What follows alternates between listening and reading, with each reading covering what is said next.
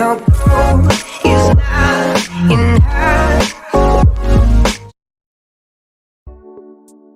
Hello everyone. क्या आप कभी किसी शेखीबाज से मिले हैं? शेखीबाज शेखीबाज कौन होता है? शेखीबाज वो होता है जो अपने आप को सबसे बड़ा समझता है और हमेशा हर वक्त सबको यही बोलता रहता है, मैं तो बहुत अच्छा हूँ, मैं तो बहुत अच्छा हूँ, मुझे तो ये भी आता है, मुझे तो वो भी आता है। तो क्या आप कभी ऐसे किसी शेखीबाज से मिले हैं? आज मैं आपको एक कहानी सुनाऊंगी, शेखीबाज मक्खी की। और वो शेखीबाज मक्खी ने जंगल के जानवरों के नाक में दम कर रखा था। तो चलिए शुरू करते हैं कहानी के साथ। एक जंगल था। उस जंगल में एक शेर भोजन करके आराम कर रहा था। भोजन मतलब खाना। खाना खाने के बाद वो आराम कर रहा था। इतने में एक मक्खी उड़ती उड़ती वहां आ पहुंची। शेर ने 2-3 दिनों से स्नान नहीं किया था। स्नान मतलब नहाया नहीं था। इसीलिए मक्खी शेर के कान के एकदम पास भिन भिन भिन भिन करने लगी। तो शेर को बहुत मुश्किल से नींद आई थी, तो उसने पंजा उठाया। मक्खी उड़ गई, लेकिन फिर से शेर के कान के पास भिन भिन भिन भिन शुरू हो गई। ये भिन भिन आवाज कहाँ से आती है? जब मक्खी कभी आपके कान के पास आती है तो आपने कभी आवाज सुनी है?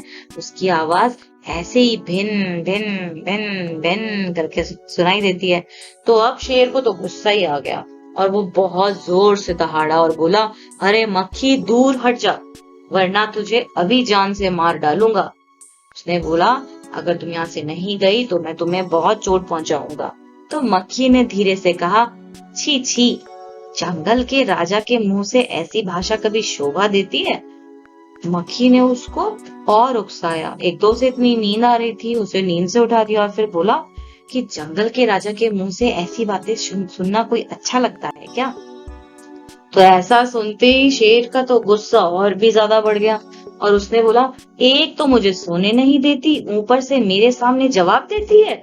चुप हो जा वरना अभी। मक्खी बोली, वरना क्या कर लोगे? मैं क्या तुमसे डर जाऊंगी?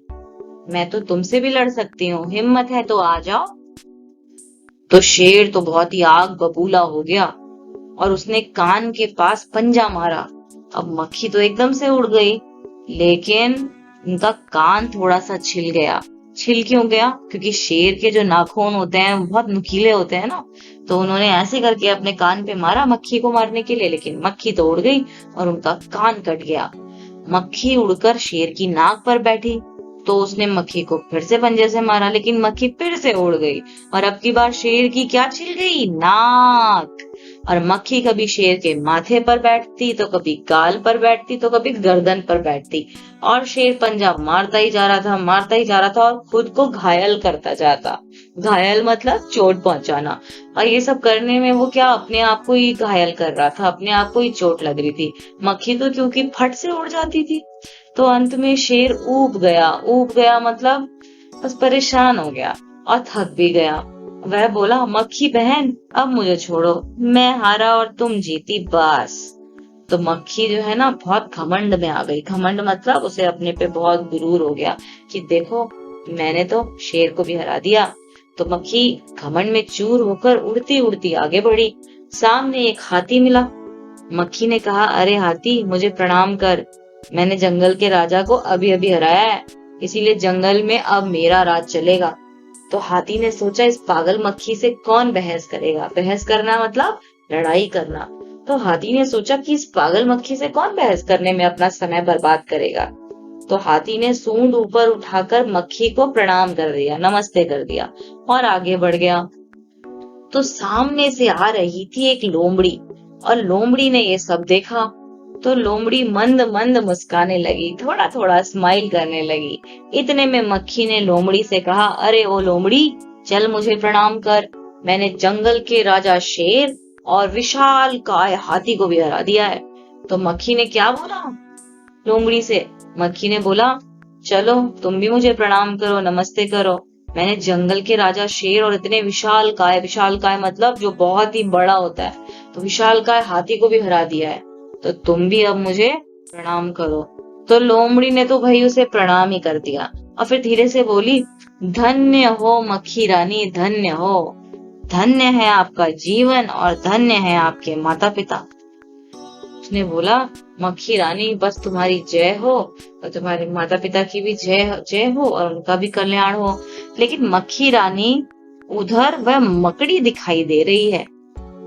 तो लोमड़ी ने बोला, मक्खी रानी वो देखो उस तरफ, वहां पे वो मकड़ी दिखाई दे रही है ना, वो आपको गाली दे रही थी, आपके बारे में गंदा गंदा बोल रही थी, जरा उसकी खबर ले लो ना।